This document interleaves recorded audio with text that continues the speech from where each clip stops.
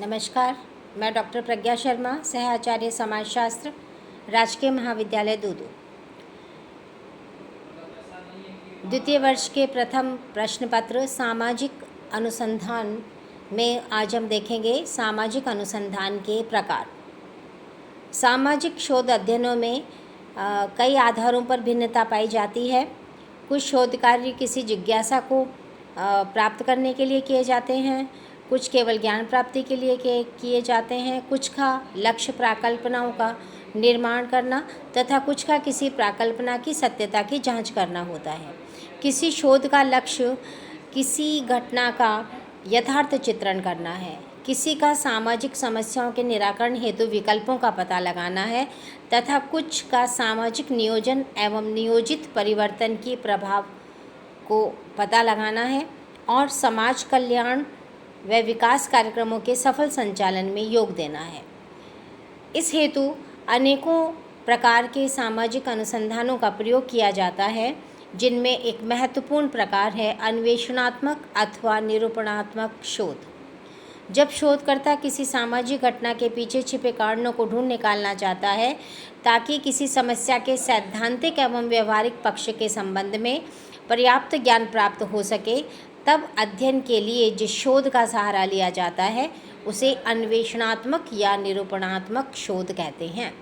इस प्रकार की शोध का उद्देश्य किसी समस्या के संबंध में प्राथमिक जानकारी प्राप्त करके प्राकल्पनाओं का निर्माण करना और अध्ययन की रूपरेखा तैयार करना होता है।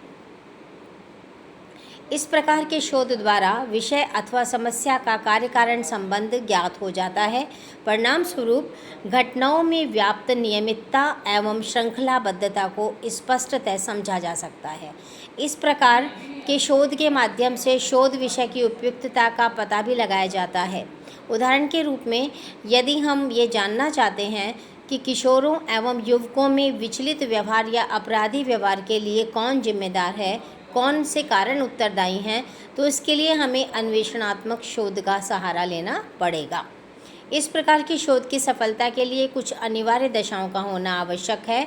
अन्य शब्दों में यदि हम कहें तो हमें कुछ बातों का ध्यान रखना होगा या कुछ अनिवार्यताओं का ध्यान रखना होगा। उसमें सबसे पहली है कि जब हम इस तरह का शोध कार्य को शुरू करें तो सबसे पहला स्टेप हमारा होगा, चरण होगा कि हम संबंधित साहित्य का अध्ययन करें